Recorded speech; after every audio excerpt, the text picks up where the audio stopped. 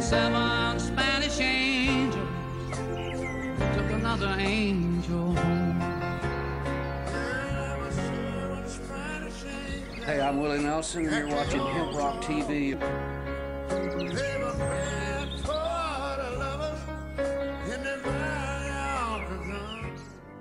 We don't run, and we don't compromise, we don't quit, we never do.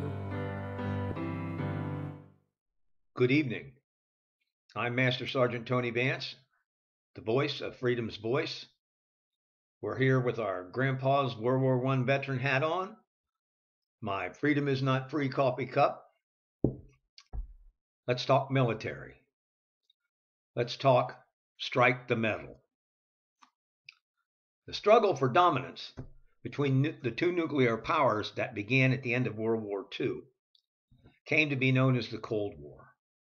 Both countries, the Union of Soviet Socialist Republics and the United States, recognized that conventional war using nuclear weapons would leave both countries in complete ruin. They therefore used whatever means possible to gain an advantage short of using nuclear weapons. Korea and Vietnam are both well-known hotspots of this war, but there were many lesser-known confrontations where Americans gave all with little recognition or fanfare.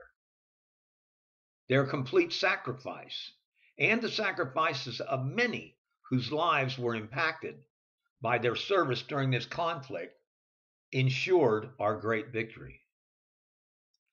With the end of this decades-long conflict, there was much talk in the government in Washington in recognizing the enormity of our victory by striking a Cold War victory medal and presenting it with great thanks and fanfare. Why this did not happen is up for debate.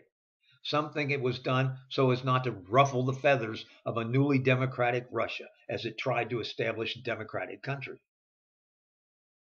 Congress has expressed its support for issuing the medal several times, but nothing has happened.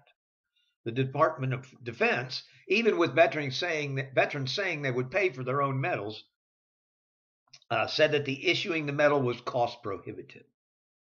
The last effort to award the medal was in the 115th Congress with H.R. 1419. In April of 2017, it was referred to the Subcommittee on Military Personnel, where it still sits. A medal has been privately created, but nothing has been done officially. What those who did participate, what they received was a piece of cardboard with the following printed on it: Certificate of Recognition. In recognition of your service during the period of the Cold War, 2 September 1944 to 26 December 1991. In promoting peace and stability for the nation, the people of this nation are forever grateful. It was signed by the Secretary of Defense, and that was it.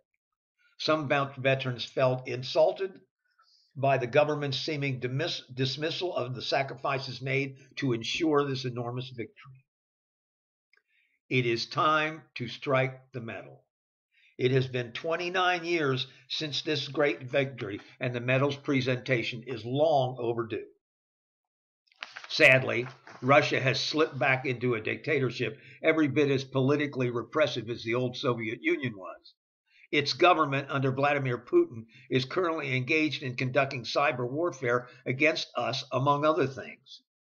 Putin looks to recreate the old Soviet Union, but his new version is just as onerous as the old, with repression, assassination of political opponents, invasion of other countries, along with concerted efforts to sow discord and unrest among his perceived enemies, and that's all the democratic nations. Presenting the Cold War Victory Medal at this time would not only right a wrong to those who gave us this victory, but would also be a good way to push back against Putin's aggression by sticking a finger in his eye and reminding him who won the first time around.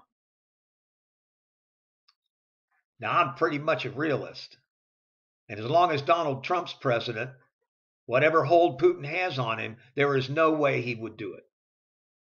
But the 30th anniversary of this huge victory is coming in a year from this coming December, December of 2021, it's time. Whoever is president on that December, little over a year from now, should, with great fanfare and thanks, present the medal and declare our great victory. Strike the medal. See you next time. Hi, I'm Willie Nelson, and the Willie Nelson Teapot Party and I endorse Veterans for Medical Cannabis Access. Just roll me up and smoke me when I die.